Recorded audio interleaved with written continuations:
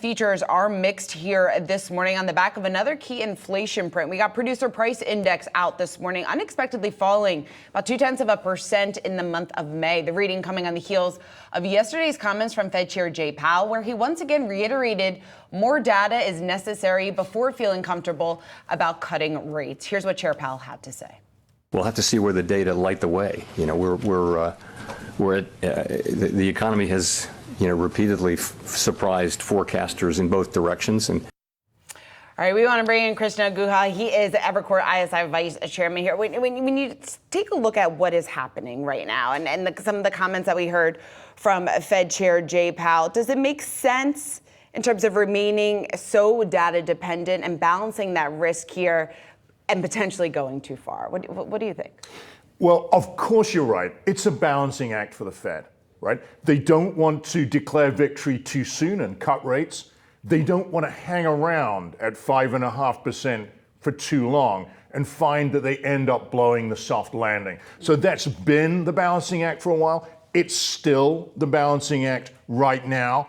What we heard from the Fed yesterday was, thumbs up, the last inflation print was good, but one print, not enough. We need to see a more sustained downshift in inflation over several months to build that confidence that in the balancing of those risks, the time has come to cut rates. Do you think the Fed should be as stringent as it is about getting inflation to 2%?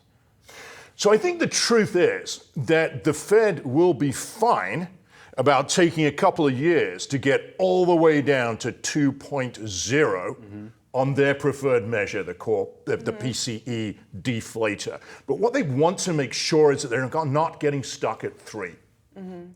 Late last year, everything was looking fantastic. They were teeing up to go in June, remember. They were going to go at this meeting this week. 3 cuts this year. And then we ran into that unexpectedly hot patch of inflation data. So they're just trying to check that the basic story is still on track. We are still heading down towards 2. We don't have to be in a real rush to get to 2.0, but we don't want to get stuck at 3. Are you convinced that we are going to head on that downward path?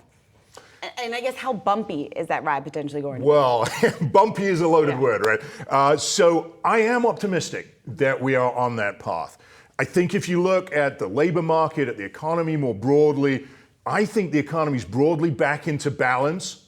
We've had a big assist from this massive supply of cheap immigrant workers over the last year and a half. So whatever you think about the larger political and social issues relating to that, from a narrow economics perspective, that's more labor supply helping to meet demand for workers.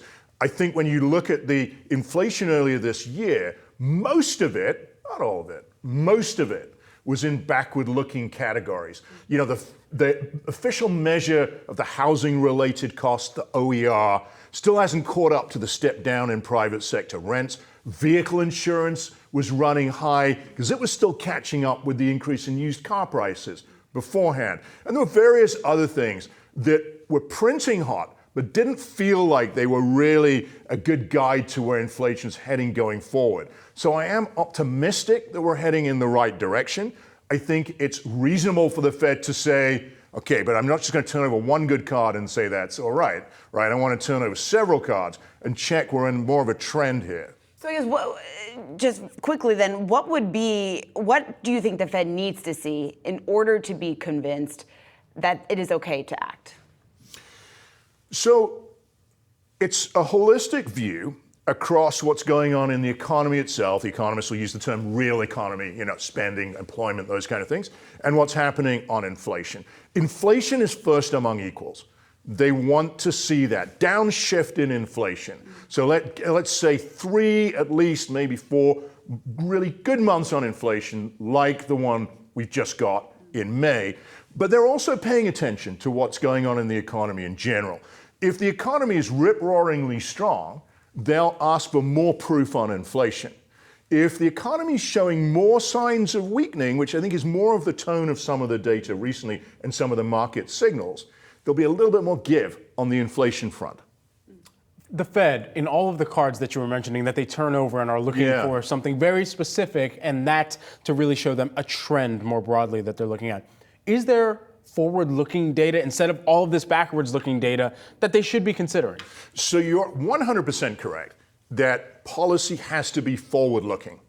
And the type of risk management that the Fed needs to conduct has to be forward-looking. It's not enough to say, oh, well, last month the payrolls were fine. Right. Or last month the spending was fine. Is there something that the gives a issue better is where are we pulse? going forward? Right. The problem is that in this post-pandemic world, it's been very hard to forecast the economy, right? Stuff has been happening that isn't familiar, and we don't have a good sense of how to model this. So inevitably that makes the Fed and other central banks lean a little bit more on the actual data as opposed to forecast. But I absolutely agree with you that policy needs to be forward-looking. You can't get trapped in just looking in the rearview mirror. What I think the Fed can reasonably say is we want some minimum confirmation in terms of the current run rate of inflation, that things are moving back in the right direction, and then we pivot to that more forward-looking view. What do you think about some of the softness that we're starting to see within the labor market? When you take a look kind of the divergence of what we got with the household survey versus establishment survey, we had that unemployment rate right now right around or at 4%. That risk here that could start to slide and we could then see further weakness within the labor market. How likely is that? And I guess the risk that then ultimately poses when we're talking about the Fed maybe needing to be a little bit more convinced before they feel comfortable cutting. Or maybe that's exactly what they need to say. So the Fed has said that they wanted to see the previously tight labor market ease off a bit. What we've seen up to this point, with unemployment edging up to 4%, still looks like the sort of desired easing off of things a bit, and not the scary, oh my God, unemployment is shooting higher type of thing. But, as in all fairness, Powell himself acknowledged yesterday, if you wait until you get that big spike in unemployment, you've screwed up. Yeah. Right? So you can't say, well, okay, but we're going to wait until that happens. No, you need to try and act in a way that prevents that from happening. Now, payroll survey versus household survey, truth is probably something a little bit in between, but I do think that the payroll survey is probably a better measure of job creation at this point in time. It generally is, but also when we have this big influx of immigrant workers, that's probably getting better captured in the corporate payrolls than the household survey, because the household survey isn't being scaled up in a way that fully captures the amount of new immigrant workers that have entered the US economy in the last year or so.